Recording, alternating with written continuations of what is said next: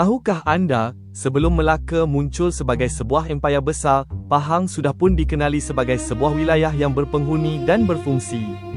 Pada masa itu, Pahang bukan negeri kosong, tetapi kawasan yang hidup dengan manusia, sungai dan sumber alam.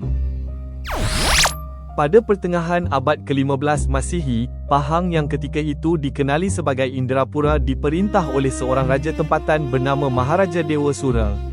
Pusat pemerintahan baginda terletak di Tanjung Langgar di kawasan Hilir Pahang, berhampiran muara Sungai Pahang.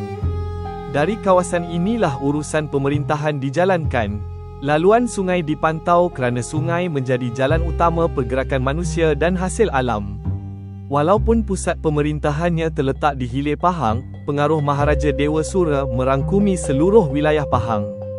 Pada zaman ini, Pahang belum mempunyai pentadbiran negeri yang tersusun seperti pada zaman Kesultanan kemudian.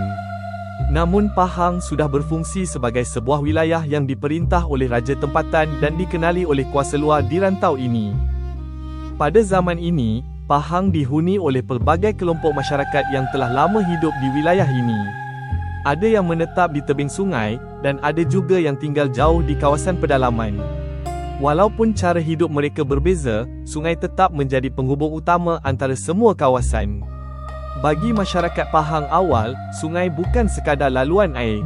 Sungai ialah jalan pergerakan, tempat mencari rezeki, dan sumber makanan harian.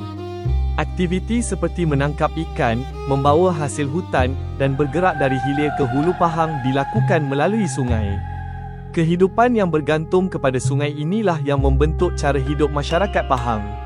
Ia menjadikan Pahang sebuah wilayah yang hidup, bergerak, dan saling berhubung, walaupun belum mempunyai pentadbiran negeri yang tersusun. Di hulu Pahang, terdapat kawasan yang kaya dengan sumber alam, terutamanya emas. Salah satu kawasan yang dikenali sejak awal ialah Selinsing, berhampiran Sungai Jelai. Emas di Selinsing telah diketahui sejak lama, namun kawasan ini jauh dari muara dan sukar dimasuki. Perjalanan dari Hilir Pahang ke Hulu Pahang mengambil masa yang panjang dan penuh cabaran, melalui sungai, hutan dan laluan darat yang sempit. Pada ketika ini, Selinsing belum dikuasai secara ketat oleh mana-mana pihak. Emas boleh dicari oleh sesiapa sahaja, tetapi tidak dieksploitasi secara besar-besaran. Bagi masyarakat tempatan, hasil sungai dan hutan masih lebih penting untuk kehidupan harian. Namun kekayaan emas di Hulu Pahang turut menarik perhatian kuasa luar, terutamanya Siam yang berpusat di Ayutthaya. Inilah yang menjadikan Pahang semakin diperhatikan dan semakin penting dalam persaingan kuasa di rantau ini. Video sejarah tingkatan 2 kini lebih lengkap dan dikemas kini. Subscribe di cikgushare.my sekarang. Menjelang pertengahan abad ke-15 Masihi, Pahang bukan lagi sekadar wilayah tempatan yang hidup dengan sungai, hutan dan hasil alam. Kedudukannya yang strategik serta kekayaan sumber menjadikan Pahang semakin diperhatikan oleh kuasa luar.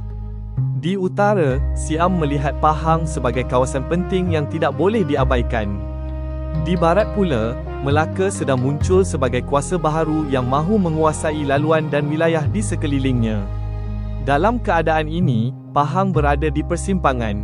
Bukan kerana kelemahan, tetapi kerana nilainya yang semakin meningkat. Dan tidak lama selepas ini, Pahang bakal mengalami perubahan besar yang akan menentukan arah sejarahnya.